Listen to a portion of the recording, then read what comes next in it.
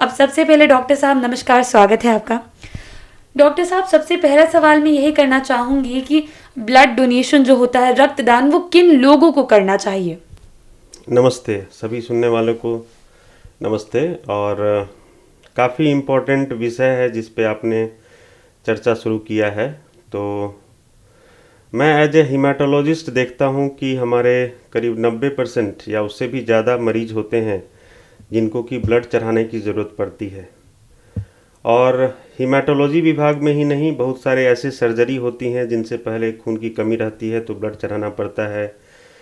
Accident के मरीज आते हैं जिन्हें कि काफ़ी रक्तस्राव के कारण खून की कमी रहती है और उन्हें ब्लड चढ़ाने की ज़रूरत पड़ती है।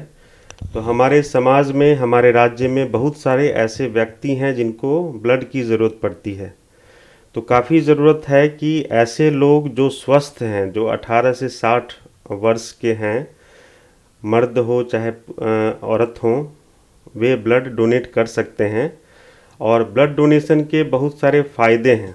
जैसा कि आप लोगों ने सुना होगा कि रक्तदान एक महादान है। क्योंकि हम अपने शरीर का कुछ भाग देते हैं, कुछ अंश देते हैं और उससे किसी की जान बचती है। तो 1 यूनिट ब्लड जो आप डोनेट करते हैं उससे 3-4 लोगों की जान बच सकती है। जिनको हीमोग्लोबिन की कमी है उन्हें PRBC दे करके जान बचाई जा सकती है। जिनके प्लेटलेट्स कम हैं उन्हें प्लेटलेट्स दिया जा सकता है। और बहुत सारी ऐसी बीमारियां होती हैं जिनमें प्लाज्मा चढ़ाया जाता है।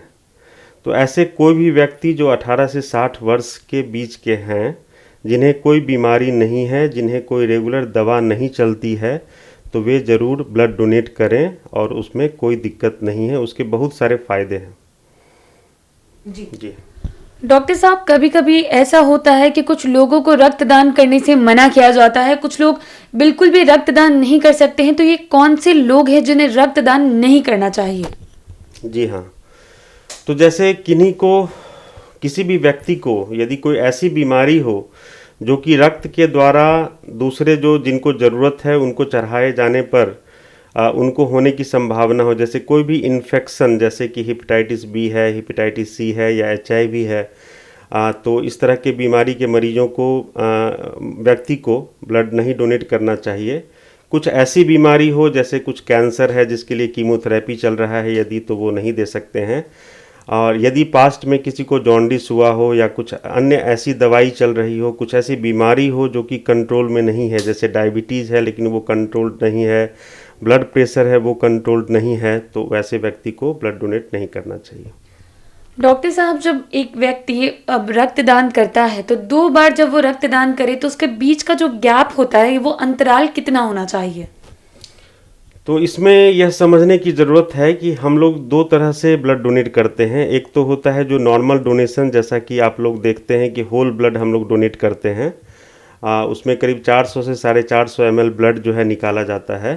तो इस तरह के होल ब्लड डोनेशन की जो अवधि है वो कम से कम 3 महीने पे करनी चाहिए ब्लड डोनेशन। और एक होता है जो हम लोग प्लेटलेट डोनेट करते हैं, जैसे सिंगल डोनर प्लेटलेट डोनेट करते हैं। तो उसके लिए है, जैसे किसी को प्लेटलेट की कमी है और हम जा रहे हैं प्लेटलेट डोनेट करने के लिए, तो सिंगल डोनर प्लेटलेट जो है वो सप्ताह में 2 बार तक हम लोग डोनेट कर सकते हैं या वर्ष में 18 बार तक हम लोग SDP डोनेट कर सकते हैं। जी हाँ। जो गर्भवती महिलाएं होती है या ऐसी महिलाएं जिन्होंने हाल में ही जन्म दिया है, वो कब रक्तदान कर सकती हैं? कब से उन्हें रक्तदान करने की इजाज़त होती है? तो गर्भवती महिलाओं को रक्तदान नहीं करना चाहिए, क्योंकि उनको तो खुद अभी ब्लड की ज़रूरत है, पौष्टिक आहार की ज़रूरत है, अच्छा हीमोग्लोबिन उनके शरीर में होना चाहिए। उनके बच्चों को भी जो आहार है वो उन्हीं के द्वारा मिल रहा है। और जो पोस्टपार्टम स्टेट होता है, बच्चे को जन्म देने के बाद जो ब्रेस्ट फीडिंग होता है, उस अवस्था में भी रक्तदान नहीं करना चाहिए। एक आखिरी सवाल इस वीडियो के लिए डॉक्टर साहब, मैं यही पूछना चाहूँगी कि जब कोई व्यक्ति रक्तदान रेगुलरली करता है, कुछ एकदम फिक्स अंतराल पे वो हमेशा करता ही करता है, तो क्या उन्हें अपने खान पान पर, अपनी आदतों में किसी चीज़ का विशेष ध्यान रखना चाहिए?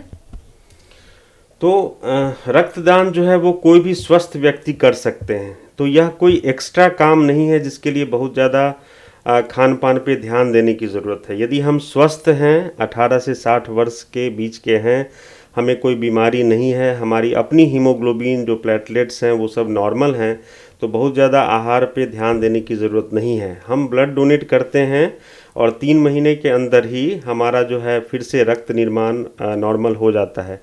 हमारे नॉर्मल ही आहार पे वो रक्त का निर्माण नॉर्मल हो जाएगा। तो बहुत ज़्यादा ऐसा नहीं कि उनको पौष्टिक आहार लेने की ज़रूरत है। इवन जो ब्लड डोनर हैं उनको कोई ऐसा अपना कार्य भी छोड़ने की ज़रूरत नहीं। ऑफिस में हैं, वो हाफ एन आवर के लिए निकलेंगे और नज़दीक के किसी ब्लड बैंक में जा कर के ब्लड डोनेट कर सकते हैं। तो इसलिए बहुत ज़्यादा प्रिकॉशन रखने की ज़रूरत नहीं है। कुछ ऐसे रेयर ब्लड ग्रुप के डोनर होते हैं जिन्हें बार बार ब्लड देने की ज़रूरत है पड़ती है कभी कभी। तो ऐसे लोगों को ज़रूर ध्यान देना चाहिए कि उनका हीमोग्लोबिन जो है मेंटेन रहे और कोई ऐसे कार्य ना करें, या कोई ऐसी प्रॉब्लम आती है जिसमें कभी रक्तस्राव होता है यदि, तो फिर उसका इलाज कराना चाहिए।